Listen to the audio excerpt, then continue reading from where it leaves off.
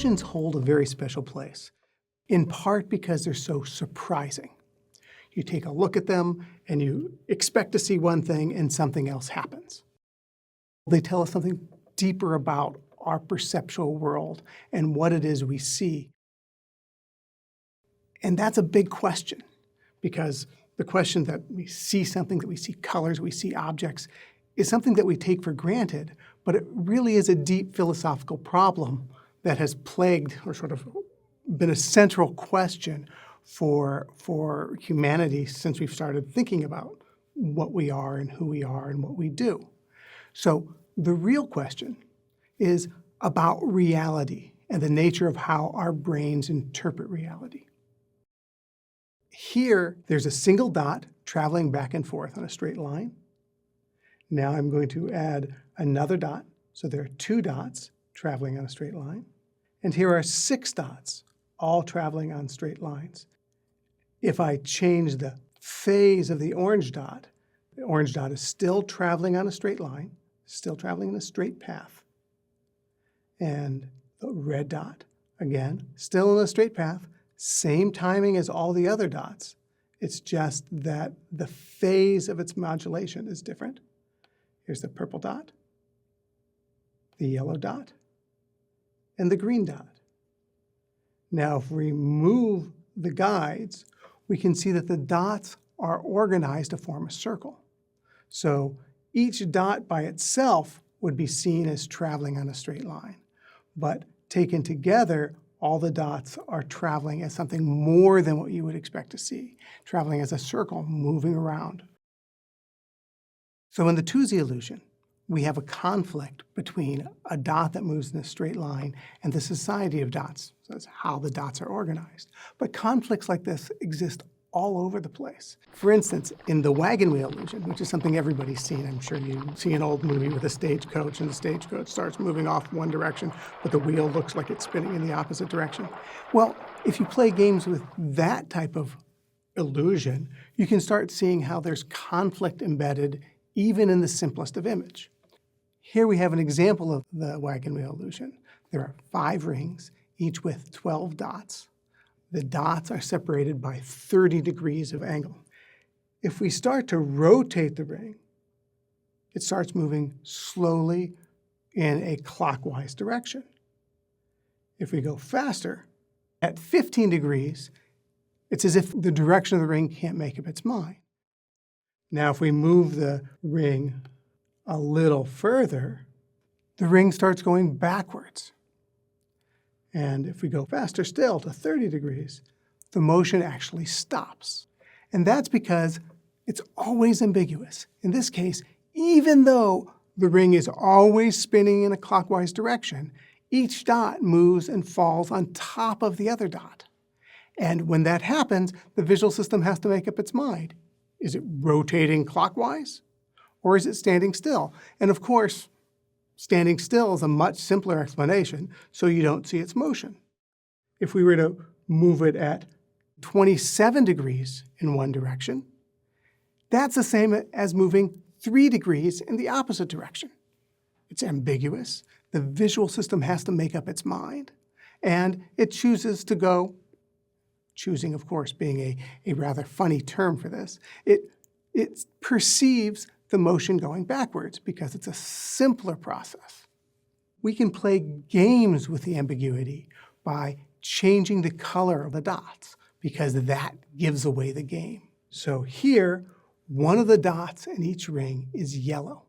When we start moving it forward, you can always see the direction of the yellow dot. Here we go at 5 degrees in the clockwise direction.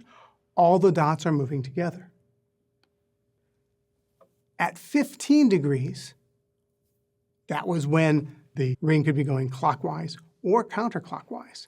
In this case, we see the yellow ring always going in one direction, but we can't really pick out which direction the black dots are going. As we go faster, the separation begins. The black dots start going backwards. The yellow dots start going forwards. The Tuzi illusion and the color wagon wheel illusion show a conflict between two different sorts of information. So in Tuzi, it's dot traveling in a straight path versus grouping as a circle. And in the color wagon wheel illusion, it's showing motion for change detection versus feature tracking. There are other illusions which combine more than one features. Some of my favorite illusions are ones which combine multiple features and multiple types of conflict in the environment, or tap into different processes in the brain. And the combination of the effects often creates really compelling illusions that everyone likes to look at. Here is Jeremy Hinton's Lilac Chaser. It's a wonderful illusion. There's no real motion here. All you're seeing is a dot turning off and turning back on, but it creates the impression of a dot traveling around the circle. In addition to that, when the magenta dot turns off, you are left with a green afterimage. That green dot is entirely constructed in your brain. Then the third illusion is something called Troxler fading. And this one takes a little practice. But if you fixate directly at the center of the screen and make sure you keep your eye as steady as you possibly can, then the pink dots will start to fade into the background as if they're not there at all. And that relies on the idea that in order to see things, we have to have edges. Your eyes have to move across edges. And if you get rid of those edges, then things begin to fade. The game is both to create these types of conflicts that make it really compelling to look at, and then try to narrow down the different conditions so that we can understand the processes that underlie them. Well, here's an illusion which shows that just because you sense something doesn't mean that you will perceive it. I just love this illusion, referred to as motion-induced blindness. It is a truly compelling illusion, and the first time you see it, it's hard to believe that it's actually happening. If you stare at the green dot in the center, you will see something remarkable happen. You should start seeing the yellow dots disappear. The dots are always there. They're always making an impression on your retina. There's always light coming from there, reaching the back of your eye, and your rods and cones are picking up the light, and they're turning into a signal that your brain can interpret. But for some reason, possibly due to attention, the dots just go away. They're just gone, and it's really compelling. So, do you know why this happens? I don't either.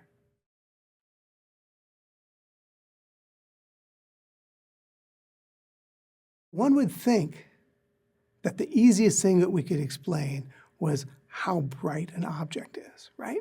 The light comes in, the more light that goes to our brain, the brighter the object looks, right? Turns out that's not so simple.